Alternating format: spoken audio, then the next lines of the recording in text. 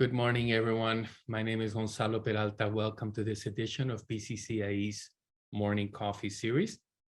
I'm the Executive Director of Languages Canada, and I've been asked to speak on the subject of language and aspects of it that are present in current day international education. So what I've chosen to talk about as I sip on my delicious homemade espresso is to talk about quality and the impact of language on quality and a troublesome trend that we're observing from the language sector. Before that, cheers. So, language deficit or a language precipice or a quality precipice. That's something that's ringing around these days. And, I want to share with you something from one of our members over here. I just find this so interesting. Now, anecdotally, if you speak to language people and people who are connected to international students, what they have noticed is how well students who complete their language studies in Canada do compared to students who come in without going through the language programs in Canada. And we're starting to gather some data around this. And here's something I'd like to share with you.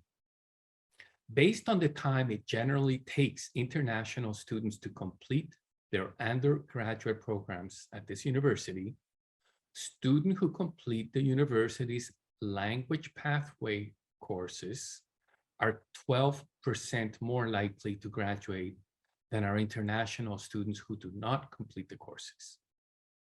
Also, and here is the surprising thing, these international students that go through the university's language program are 3.5% more likely to graduate than our domestic students who enter the university through Canadian high schools. Now, that last figure is extremely interesting.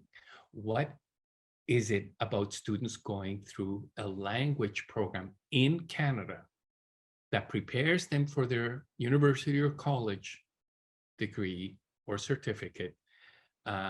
What does it have to do with quality? But we see very clear impact. If you're a leader of an educational institution and you know that you're going to get a 12% higher graduation or a 3.5% higher graduation from students that are going through your institution's recognized language programs, it's a bit of a no-brainer. And the reason I'm talking about it today is because we're starting to see a completely different trend. There is incredible pressure these days to reduce the language requirements needed to access different academic or technical programs. We understand why everybody needs to do more with less. Listen, we've just, gone through a pandemic mostly. Who knows what the future brings? There's a major war going on in Europe that is disturbing our world, incredibly so. We're entering a recession for the first time in how long? Our healthcare and educational and even cultural systems are under increasing pressure to do more with the same, or worse, more with less even. And language is no different. It is understandable if recruiters or professors in certain faculties, they just want the students to go in. It's understandable that they want that language portion to be done as quickly as possible. It's less expensive for the student. It's an easier sale. And you get more students that have, apart from language, all the other qualifications required. But here is the kicker. Those students with lower language requirements do not perform. And what is even more important is they're not safe. They really, in this age, when we're looking at mental health issues that arise from all the stress and all the trauma in the world around us, Not having the ability to communicate properly means that you're not actually safe. And we've seen traces of this throughout Canadian international education stories in the last years, increasing in numbers. And there's simple basic math and economics to all of this as well. Students who are willing to invest in their language portion are also probably more likely to invest in other aspects of education.